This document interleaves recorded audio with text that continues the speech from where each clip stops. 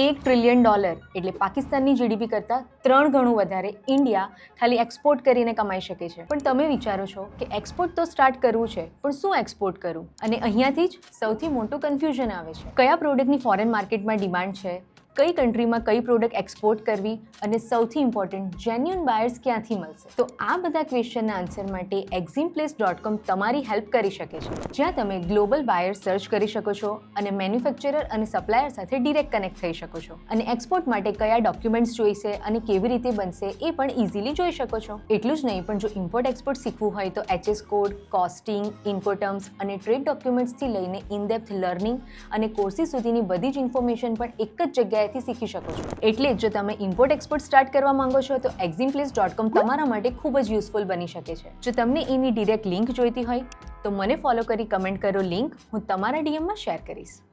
Let's grow together beyond the boundaries.